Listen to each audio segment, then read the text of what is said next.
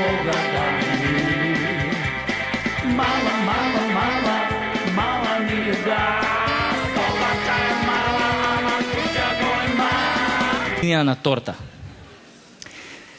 Не и се, значи пред 5 години јас нели шетам низ плоштад, одам кај таа цусата што продаа сладолед и викам дај ми еден укорнет со 5 топки, ванила, страчатела, чоколада, јагода, дудинка.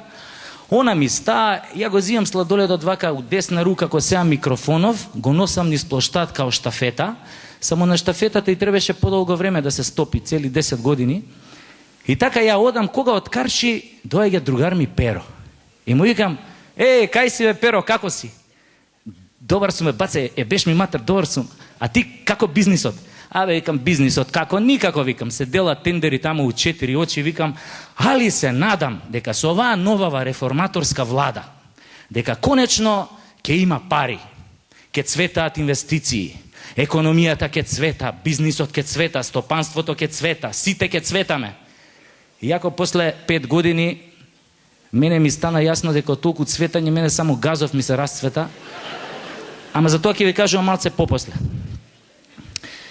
И ја така стоиме ние на плоштад, сонцето пече, ја му викам на Перо, викам да се повлечеме овде под стреава, под сенка, оти викам ако продолжиме тука да стоиме и да го лижам сладоледов, ќе треба со лажичка да го сркам.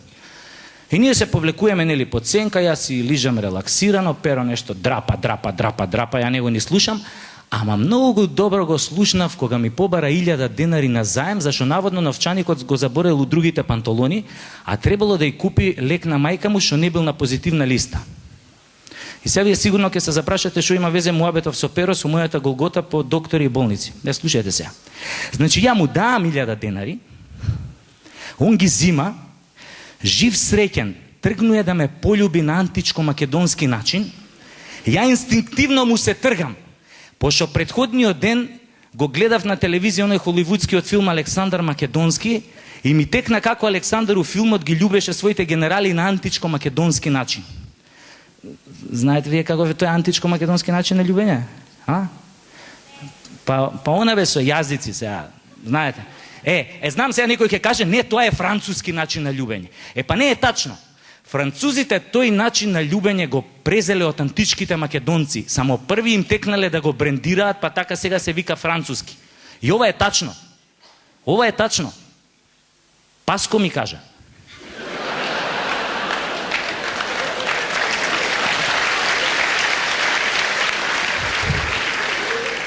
А ја многу му веруем на Паско.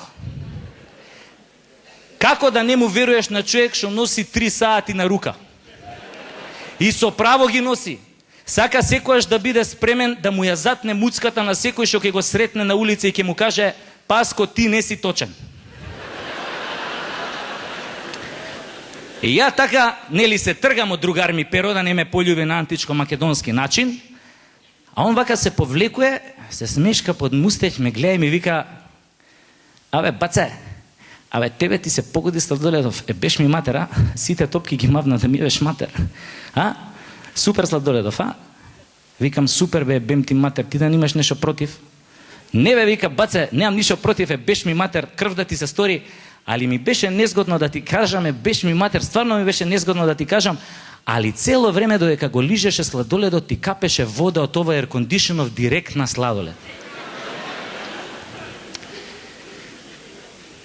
Го гледам педериште во Скопско и си викам, само у Скопје има вакви педерчики хомосексуални, што можат мртви ладни да те гледаат како лижеш сладолед врко што капе вода од еркондишену кој што се мочале гулабите и после пола саат уше да ти побара 1000 денари на заем. Педеризмот у овој град е доведен до савршенство.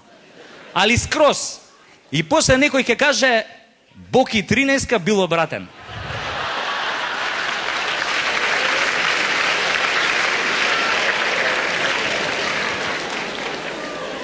А никој не се прашуе од кај научил Боки 13 да биде таков? Да не растел случајно у Београду па тамо го учеле? Не бе, Боки има растено у Скопје, овде научил да биде таков. И знаете што ми е најстрашно?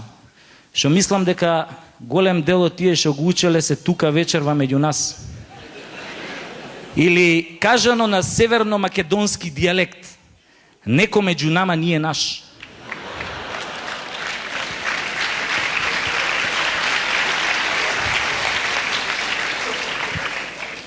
И така ми се направи некоја шубе од тоа еркондишонот, некоја кнедла ми застана у грло, вака кревам глава горе, шо да видам? Климата, Ниш, производња 1984, а горе на неа седнале два голуба, им вибрираа тоа газињата од тоа климата и ме гледаат право у очи као да сум првиот рикнат од птичи грип у држава.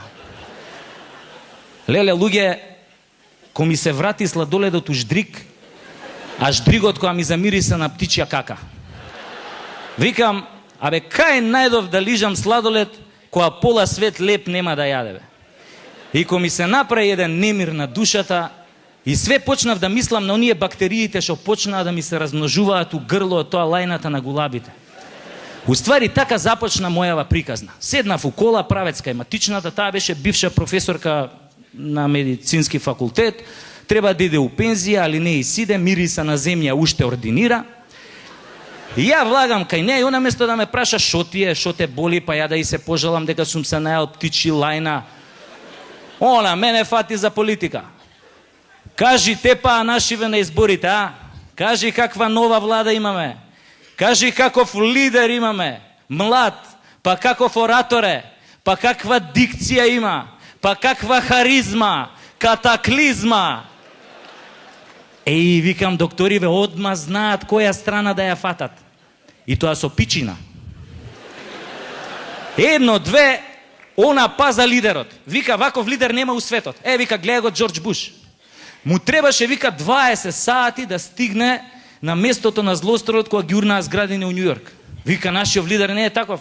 Он сегде прв стига. И тогаш ја не и поверуев, али и поверуев пред месец дена која гореше овој театар во изградба во центар. Јас случајно се најдов тамо, која се запали театаров, и само што се запали, некако исто време со пожарникариве дојде и лидерот. Искача од тоа лимузината, им вика на пожарникарите: "Стој!" Пожарникариве застана и му вика тамо: "Остај кофата доле!" И овој остава кофа. Иде лидеров, ја зима кофата и вика: "Се знае оваа држава која фрла првата лопата и првата кофа. Штрак!"